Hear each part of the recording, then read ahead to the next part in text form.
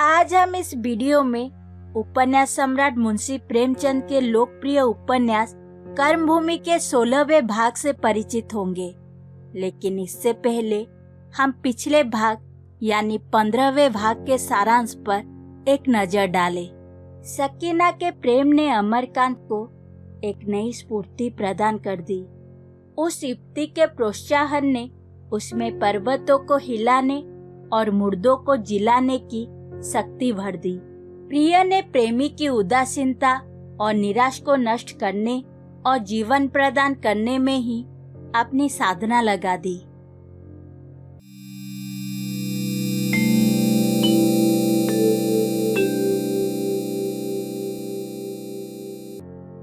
प्रस्तुत है कर्मभूमि उपन्यास का 16वां भाग। इधर कुछ दिनों से अमरकांत म्यूनिसिपल बोर्ड का मेंबर हो गया था।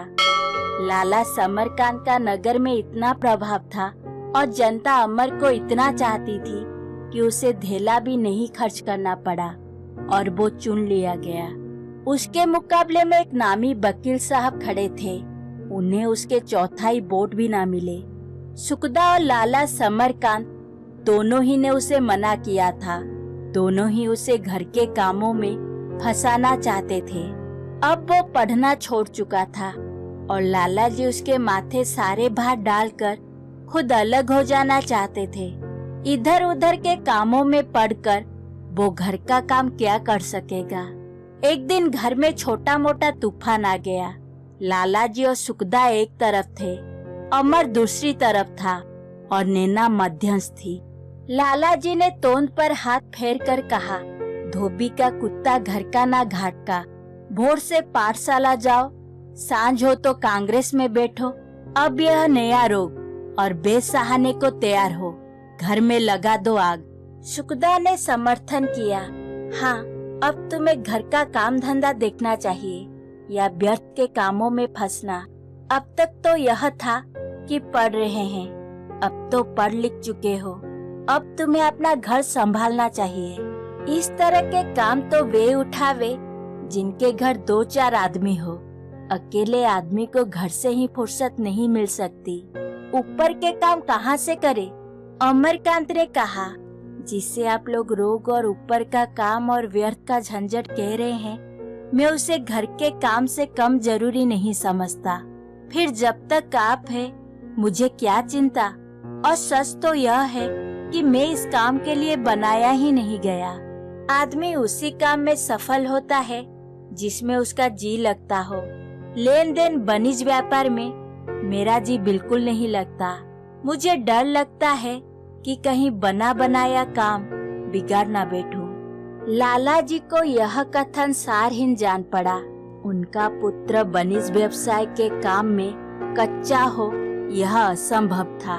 पोपले मुंह से पान चबाते हुए बोले, यह सब तुम्हारी मूठ मर्दी है और कुछ नहीं। मैं न होता तो तुम क्या अपने बाल बच्चों का पालन पोषण ना करते? तुम मुझी को पीसना चाहते हो। एक लड़के वो होते हैं जो घर संभालकर बाप को छुट्टी देते हैं, एक तुम हो कि बाप की हड्डियां तक नहीं छोड़ना चाहते। बात बढ़ने लगी। सुखदा ने मामला गर्म होते देखा तो चुप हो गई। नैना उंगलियों से दोनों कान बंद करके घर में आ बैठी। यहाँ दोनों पहलवानों में मल्ल युद्ध होता रहा। युवक में चुस्ती थी, फुर्ती थी, लचक थी। बूढ़े में पेंच था, दम था, रोब था। पुराना फिकेत बार बार उसे दबाना चाहता था, पर जवान पट्टा नीचे से सरक जाता था। कोई हाथ कोई घात ना चलता था। अंत में लाला जी ने जामे से बाहर होकर कहा, तो बाबा तुम अपने बाल बच्चे लेकर अलग हो जाओ। मैं तुम्हारा बोझ नहीं संभाल सकता। इस घर में रहोगे तो किराया और घर में जो कुछ खर्च पड़ेगा उसका आधा चुपके से निकाल कर रख देना पड़ेगा। मैंने तुम्हारी जिंदगी भर का ठेका नहीं लिया है। घर को अपना समझो तो तुम्हारा सब कुछ है। ऐसा नहीं समझते तो यहाँ तुम्हारा कुछ नहीं है। जब मैं मर जाऊं तो जो कुछ हो आकर ले लेना। अमरकांत पर बिजली सी गिर पड़ी। जब तक बालक ना हुआ था और वो घर से फटा फटा रहता था, तब उसे आघात की शंका दो एक बार हुई थी, पर बालक के जन्म के बाद से लाला जी के व्यवहार और स्वभाव में वात्सल्य की स्निग्धता आ गई थी। अमर को अब इस कठोर आघात की बिल्कुल शंका न रही थी। लाला जी को जिस खिलौने की अभिलाषा थी, उन्हें वो खिलौना देकर अमर निश्चिंत हो गया था। पर आज उसे मालूम हुआ वो खिलौना माया की जंजीरों को तोड़ न सका। पिता पुत्र के टाल मटोल पर नाराज हो, भुड़के झिड़के मुंह फुलाए, यह तो उसकी समझ में आता था। लेकिन पिता पुत्र से घर का किराया और रोटियों का खर्च मांगे, यह तो माया लिप्सा की, निर्मम माया लिप्सा की पराकाष्ठा थी। इसका एक ही जवाब था कि वो आज ही सुखदा और उसके बालक को लेकर कहीं और जा टिके और फिर पिता से कोई सरोकार ना रखे, और अगर सुखदा आपत्ति करे तो उसे भी तिलांजलि दे दे। उसने स्थिर भाव से कहा, अगर आपकी यही इच्छा है तो यही सही। लाला जी ने कुछ खिसियाकर पूछा, सास के बल पर कूद रहे होंगे? अमरकांत ने तिरस्कार भरे स्वर में कहा, दादा आप घाव पर नमक ना छिड़के। जिस पिता ने जन्म दिया, जब उसके घर में मेरे लिए स्थान नहीं है, तो क्या आप समझते हैं मैं सास और ससुर की रोटियां तोड़ूंगा? आपकी दया से इतना नीच नहीं हूँ। मैं मजदूरी कर सकता हूँ और पसीने की कमाई खा सकता हूँ। मैं किसी प्राणी की दया की भिक्षा मांगना अपने आत्म सम्मान के लिए घातक समझता हूँ। ईश्वर ने चाहा तो मैं आपको दिखा दूंगा कि मैं मजदूरी करके भी जनता की सेवा कर सकता हूँ। समरकांत ने समझा अभी इसका नशा नहीं उतरा, महीना गृहस्थी के चरखे में पड़ेगा तो आंखें खुल जाएगी। चुपचाप बाहर चले गए और अमर उसी वक्त एक मकान की तलाश करने चला। उसके चले जाने के बाद लाला जी फिर अंदर गए। उन्हें आशा थी कि सुखदा उनके घाव पर मरहम रखेगी, पर सुखदा उन्हें अपने द्वार के सामने देखकर भी बाहर ना निकली। कोई पिता इतना कठोर हो सकता है, इसकी वो कल्पना भी ना कर सकती थी। आखिर यह लाखों की संपत्ति किस काम आएगी? अमर घर के कामकाज से अलग रहता है, यह सुखदा को खुद बुरा मालूम होता था। लाला जी इसके लिए पुत्र को ताड़ना देते हैं, यह भी उचित ही था। लेकिन घर का और भोजन का खर्च मांगना, यह तो नाता ही तोड़ना था। तो जब वो नाता तोड़ते हैं तो वो रोटियों के लिए उनकी खुशामद ना करेगी। घर में आग लग जाए उससे कोई मतलब नहीं। उसने अपने सारे गहने उतार डाले। आखिर यह गहने भी तो लाला जी ने दिए हैं। माँ की दी हुई चीजें भी उतार फेंकी। माँ ने भी जो कुछ दिया था दहेज की पुरोती ही में तो दिया था, उससे भी लाला जी ने अपनी बही में टांक लिया होगा। वो इस घर से केवल एक साड़ी पहनकर जाएगी। भगवान उसके मुन्ने को कुशल से रखे, उसे किसी की क्या परवाह। यह अमूल्य रत्न तो कोई उसे छीन नहीं सकता। अमर के प्रति इस समय उसके मन में सच्ची सहानुभूति उत्पन्न हुई। आखिर म्यूनिसिपैलिटी के लिए खड़े होने में क्या बुराई थी? मान और प्रतिष्ठा किसे प्यारी नहीं होती। इसी मेंबरी के लिए लोग लाखों खर्च करते हैं। क्या वहाँ जितने मेंबर हैं वो सब घर के निखट्टू हैं? कुछ नाम करने की, कुछ काम करने की लालसा प्राणी मात्र को होती है। अगर वो स्वार्थ साधन पर अपना समर्पण नहीं करते तो कोई ऐसा काम नहीं करते जिसका यह दंड दिया जाए। कोई दूसरा आदमी पुत्र के इस अनुराग पर अपने को धन्य मानता, अपने भाग्य को सराहता। सहसा अमरकांत ने आकर कहा, तुमने आज दादा की बातें सुन ली, अब क्या सलाह है? सलाह क्या है? आज ही यहाँ से विदा हो जाना चाहिए। यह फटकार पाने के बाद तो मैं इस घर में पानी पीना हराम समझती हूँ। कोई घर ठीक कर लो। वो तो ठीक कर आया। छोटा सा मकान है, साफ सुथरा, नीची बाग में। 10 रुपए किराया है। मैं भी तैयार हूँ। तो एक तांगा लाऊं? कोई जरूरत नहीं, पाँव पाँव चलेंगे। संदूक, बिछावन, यह सब तो ले चलना ही पड़ेगा। इस घर में हमारा कुछ नहीं है। मैंने तो सब गहने भी उतार दिए। मजदूरों की स्त्रियां गहने पहनकर नहीं बैठा करती। स्त्री कितनी अभिमानिनी है। यह देखकर अमरकांत चकित हो गया। बोला, लेकिन गहने तो तुम्हारे हैं, उन पर किसी का दावा नहीं है। फिर आधे से ज्यादा तो तुम अपने साथ लाई थी। अम्मा ने जो कुछ दिया दहेज की पुरोती में दिया। लाला जी ने जो कुछ दिया वो यह समझ कर दिया कि घर ही में तो है। एक एक चीज उनकी बही में दर्ज है।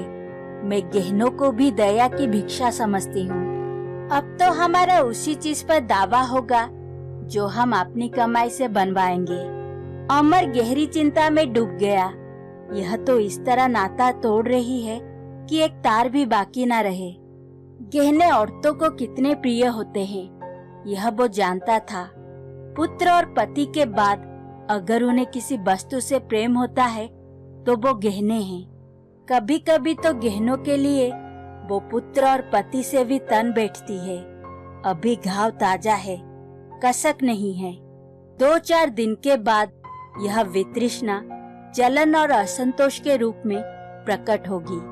फिर तो बात बात पर ताने मिलेंगे, बात बात पर भाग्य का रोना होगा। घर में रहना मुश्किल हो जाएगा।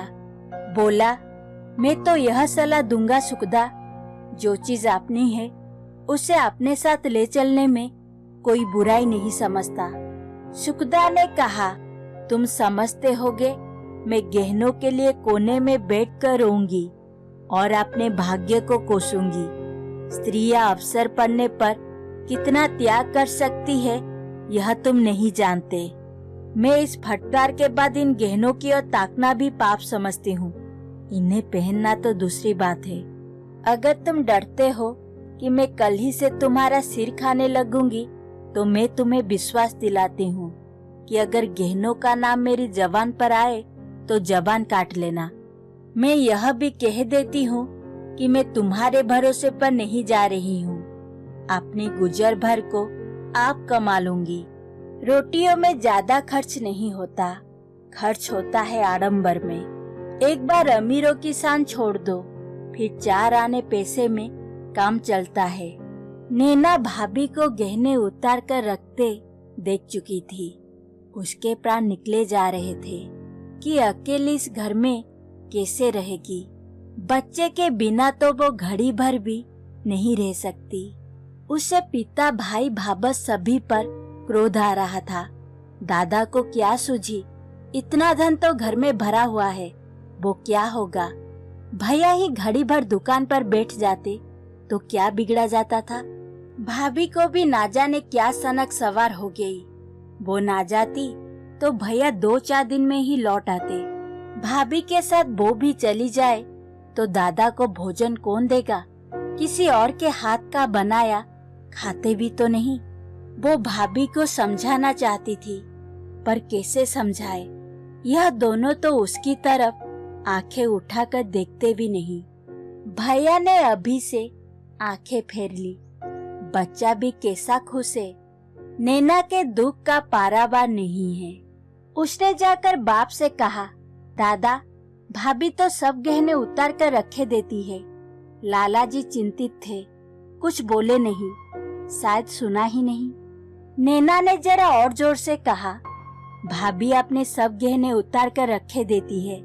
लाला जी ने अनमने भाव से सिर उठाकर कहा, गहने क्या कर रही है?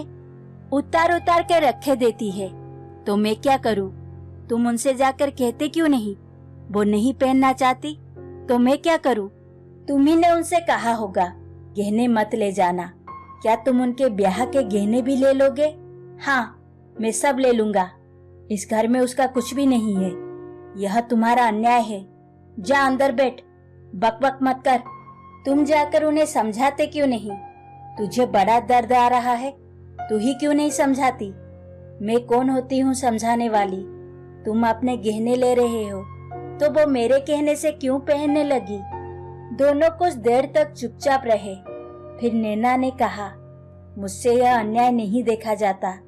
गहने उनके हैं, ब्याह के गहने तुम उनसे नहीं ले सकते।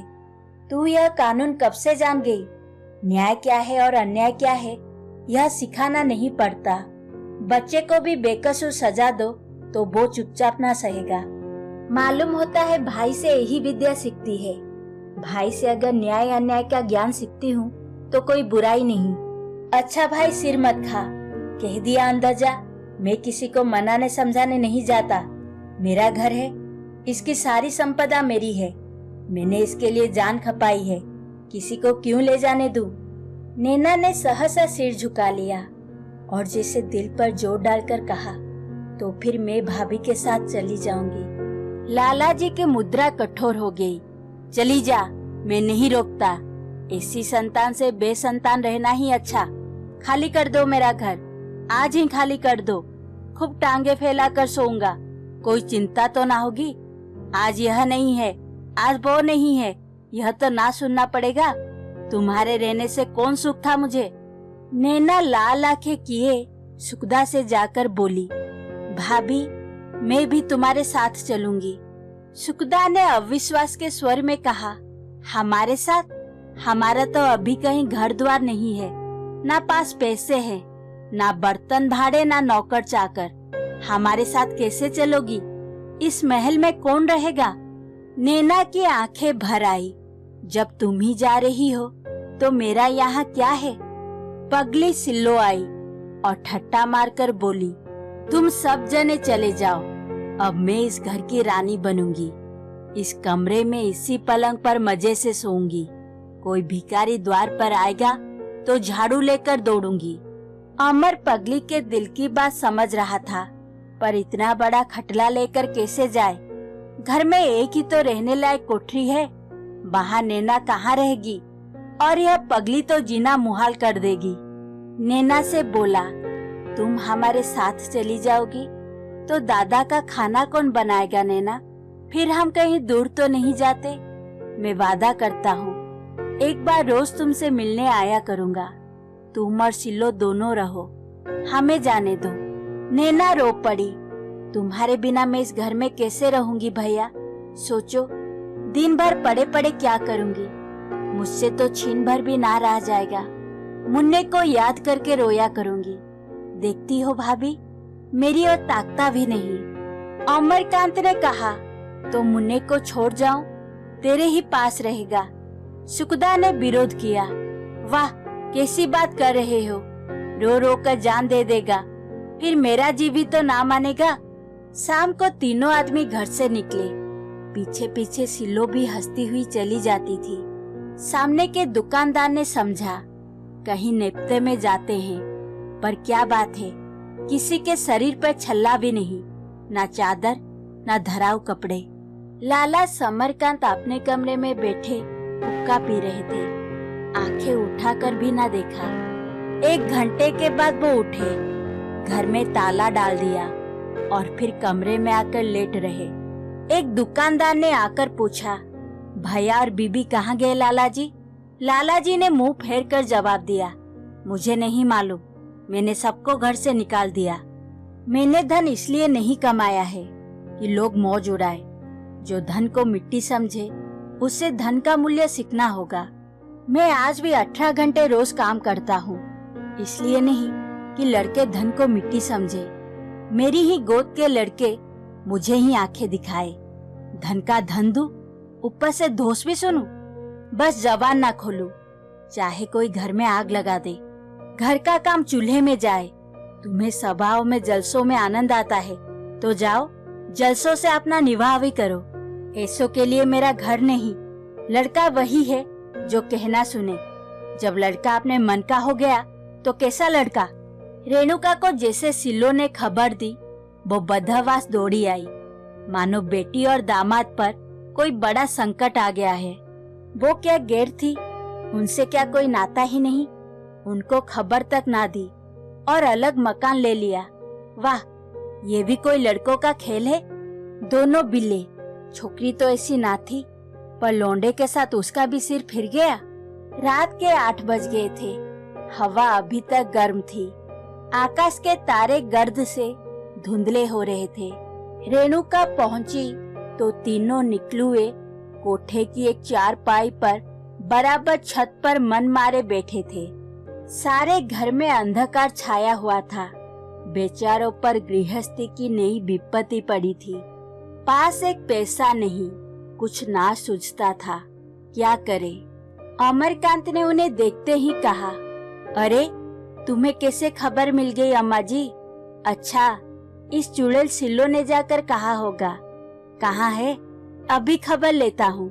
चादर उतारती हुई रेणुका बोली, मैं क्या दुश्मन थी कि मुझसे उसने कह दिया तो बुराई की? क्या मेरा घर ना था या मेरे घर रोटियां ना थी? मैं यहाँ एक क्षण भर तो रहने ना दूंगी। वहाँ पहाड़ सा घर पड़ा हुआ है, यहाँ तुम सबके सब एक बिल में घुसे बैठे हो। उठो अभी, बच्चा मारे गर्मी के कुम्हला गया होगा। यहाँ खाटे भी तो नहीं है, और इतनी सी सोओगे कैसे? तू तो ऐसी ना थी सुखदा, तुझे क्या हो गया? बड़े बूढ़े दो बात कहे तो गम खाना होता है कि घर से निकल खड़े होते हैं। क्या इनके साथ तेरी बुद्धि भी भ्रष्ट हो गई? सुखदा ने सारा वृत्तांत कह सुनाया, और इस ढंग से कि रेणुका को भी लाला समरकांत की ही ज्यादती मालूम हुई। उन्हें अपने धन का घमंड है तो उसे लिए बैठे रहे, मरने लगे तो साथ लेते जाए। अमरकांत ने कहा, दादा को यह ख्याल ना होगा कि ये सब घर से चले जाएंगे। सुखदा का क्रोध इतनी जल्द शांत होने वाला ना था। बोली, चलो। उन्होंने साफ कहा, यहाँ तुम्हारा कुछ नहीं है। या वो एक दफे भी आकर ना कह सकते थे, तुम लोग कहाँ जा रहे हो? हम घर से निकले, वो कमरे में बैठे टुकु टुकु देखा किए। बच्चे पर भी उन्हें दया न आई। जब उन्हें इतना घमंड है तो यहाँ क्या आदमी ही नहीं है? वो अपना महल लेके रहे, हम अपनी मेहनत मजूरी कर लेंगे। ऐसा लोभी आदमी तुमने कभी देखा था अम्मा? बीबी गई तो इन्हें भी डांट बतलाई। बेचारी रोती चली आई। रेणुका ने नैना का हाथ पकड़कर कहा, जो हुआ अच्छा ही हुआ। चलो, देर हो रही है। मैं भोजन को कह आई हूँ, खाटे भी निकलवा आई हूँ। लाला का घर ना उजड़ता तो मेरा कैसे बसता? नीचे प्रकाश हुआ। सिल्लो ने कड़वे तेल का चिराग जला दिया था। रेणुका को यहाँ पहुँचाकर बाजा दौड़ी गई। चिराग, तेल और एक झाड़ लाई। चिराग जलाकर घर में झाड़ू लगा रही थी। सुखदा ने बच्चे को रेणुका की गोद में देकर कहा, आज तो क्षमा करो अम्मा, फिर आगे देखा जाएगा। लाला जी को यह कहने का मौका क्यों दे कि आखिर ससुराल भागा? उन्होंने पहले ही तुम्हारे घर का द्वार बंद कर दिया है। हमें 2-4 दिन यहाँ रहने दो, फिर तुम्हारे पास चले जाएंगे। जरा हम देख तो ले, अपने बूते पर रह सकते हैं या नहीं। अमर की नानी मर रही थी, अपने लिए तो उसे चिंता न थी। सलीम या डॉक्टर के यहाँ चला जाएगा। यहाँ सुखदा और नैना दोनों वे खाट के कैसे सोएंगी? कल ही कहाँ से धन बरस जाएगा, मगर सुखदा की बात कैसे काटे? रेणुका ने बच्चे की मुछिया लेकर कहा, भला देख लेना जब मैं मर जाऊं। अभी तो मैं जीती ही हूँ, वो घर भी तो तेरा ही है। चल जल्दी कर। सुखदा ने दृढ़ता से कहा, अम्मा, जब तक हम अपनी कमाई से अपना निर्वाह ना कर लेंगे तब तक तुम्हारे यहाँ ना जाएंगे।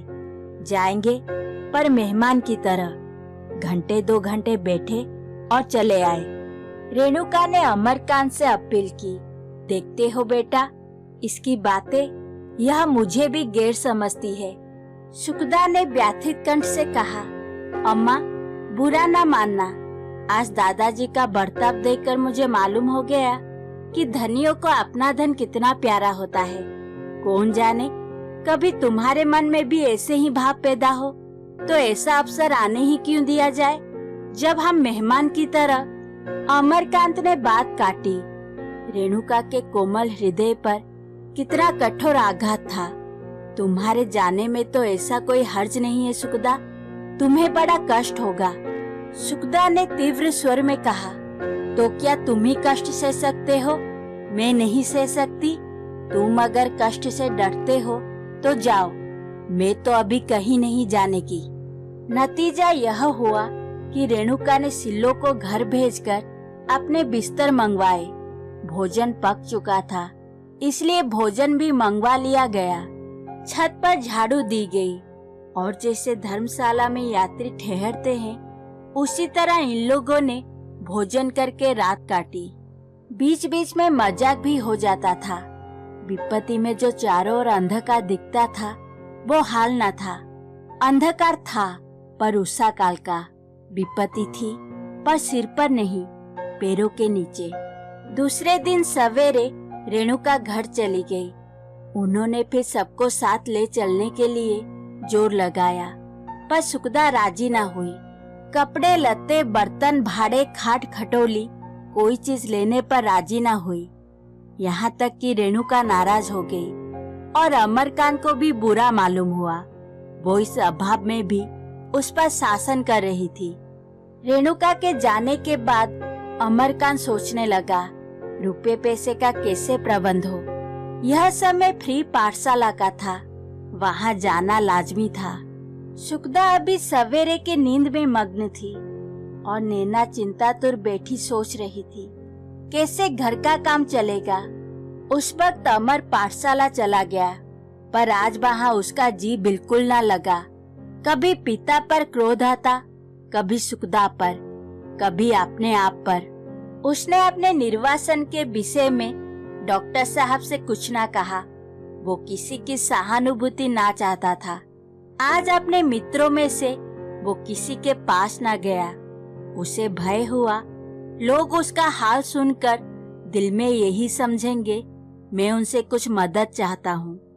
10 बजे घर लौटा तो देखा सिल्लो आटा गूंथ रही है और नैना चौके में बैठी तरकारी पका रही है। पूछने की हिम्मत ना पड़ी, पैसे कहाँ से आए। नैना ने आप ही कहा, सुनते हो भैया, आज सिल्लो ने हमारी दावत की है। लकड़ी, घी, आटा, दाल सब बाजार से लाई है। बर्तन भी किसी अपने जान पहचान के घर से मांग लाई है।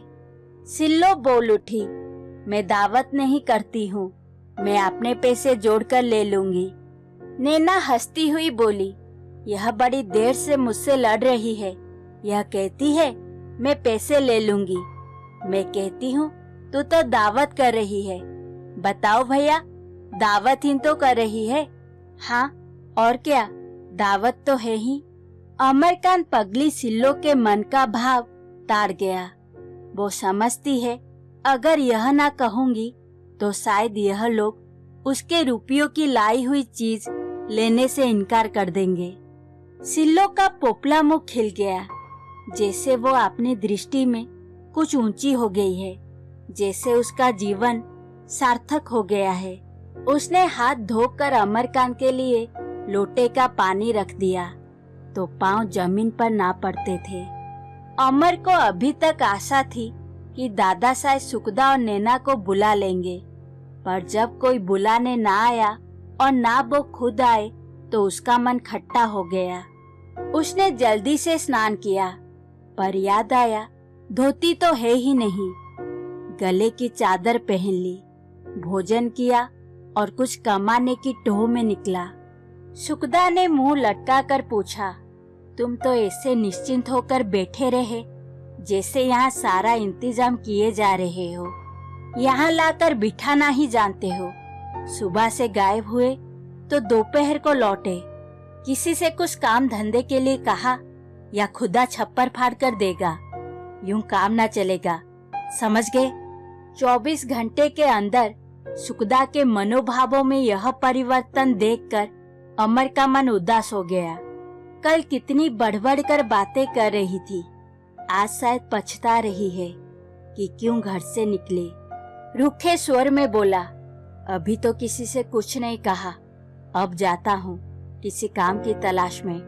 मैं जरा जज साहब की स्त्री के पास जाऊंगी, उनसे किसी काम को कहूंगी। उन दिनों तो मेरा बड़ा आदर करती थी, अब का हाल नहीं जानती। अमर कुछ नहीं बोला। यह मालूम हो गया कि उसकी कठिन परीक्षा के दिन आ गए। अमरकांत को बाजार के सभी लोग जानते थे। उसने एक खदर की दुकान से कमीशन पर बेचने के लिए कई थान खदर की साड़ियाँ, जम्फर, कुर्ते, चादरें आदि ले ली। और उन्हें खुद अपनी पीठ पर लाद कर बेचने चला। दुकानदार ने कहा, यह क्या करते हो बाबूजी, एक मजूर ले लो, लोग क्या कहेंगे, भद्दा लगता है। अमर के अंतःकरण में क्रांति का तूफान उठ रहा था। उसका बस चलता तो आज धनवानों का अंत कर देता, जो संसार को नरक बनाए हुए हैं। वो बोझ उठाकर दिखाना चाहता था, मैं मजूरी करके निर्वाह करना इससे कहीं अच्छा समझता हूँ कि हराम की कमाई खाऊं। तुम सब मोटी तोंद वाले हरामखोर हो, पक्के हरामखोर हो। तुम मुझे नीच समझते हो इसलिए कि मैं अपनी पीठ पर बोझ लादे हुए हूँ। क्या यह बोझ तुम्हारी अनीति और अधर्म के बोझ से ज्यादा लज्जास्पद है, जो तुम अपने सिर पर लादे फिरते हो और शर्माते जरा भी नहीं, उल्टे और घमंड करते हो। इस वक्त अगर कोई धनी अमरकांत को छेड़ देता तो उसकी सामत ही आ जाती। वो सिर से पांव तक बारूद बना हुआ था, बिजली का जिंदा तार। आशा करती हूँ कि आप मेरे प्रयास को पसंद करेंगे। अच्छा लगने पर वीडियो को लाइक और चैनल को सब्सक्राइब कीजिए। धन्यवाद।